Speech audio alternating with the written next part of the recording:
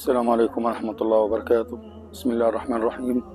أنا مريض الذئبة الحمراء محمود إسماعيل شحتال. Mening ismim Mahmud Ismoil Shahtal Qori. Men 10 yildan beri qizil volchanka SLE kasalligi bilan kurashmoqdaman. Bu kasallik oqibatida menda qon saratoni rivojlandi.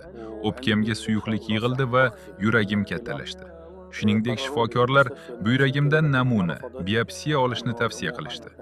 Ammo bu yerdagi og'ir sharoit sababli bunga rozi bo'la olmadim. Davolanish xarajatlari juda qimmat. Uni to'lashga imkonim yo'q. Mehribon insonlar va saxovatli birodarlardan yordam so'rab ko'plab murojaatlar qildim. Hozir men uchun juda muhim tibbiy tahlillarni topshirish zarur. Chunki ular davolanishim qanday ketayotganini aniqlash uchun kerak.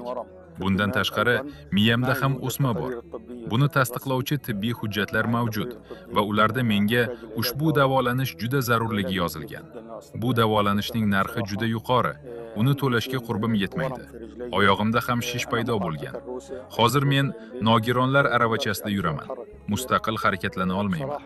Menga shoshilinch ravishda boshqa shifoxonaga yo'llanma berilgan.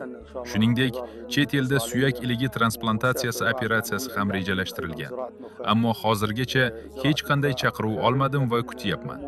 Menga yordam bera oladigan barcha yaxshiliksevar insonlarga murojaat qilaman. Har kuni 16 turdagi dori ichaman. Buyrak faoliyatim juda yomonlashgan. Ko'rsatkichlarim juda yuqori. Cho'kish ESR ko'rsatkichim 81. Bundan tashqari, menda og'ir kamqonlik ham bor. Har oy shifoxonada menga qon quyiladi. Haqiqatan ham ahvolim juda og'ir. بغير دم أنا كل شهر بحطوا لي 6 واحد دم في المستشفى. يعني الأمور صعبة جدا عندي الصراحة.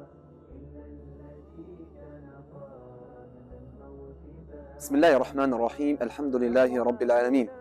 نحن في فريق شباب Biz o'zbek birodarlar jamoasi ushbu aziz birodarimizning og'ir kasalligi va murakkab ahvoli haqidagi murojaatini oldik.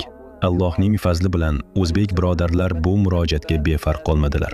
Bugun inshaalloh ushbu birodarimizga uning zarur ehtiyojlarini qoplash uchun moddiy yordamni topshirmoqdamiz. Marhamat. Alloh barakotli qilsin. Alloh o'zbek birodarlarni eng yaxshi mukofotlar bilan siylasin. Ajrlarni ziyoda qilsin va darajalarni yuksaltirsin.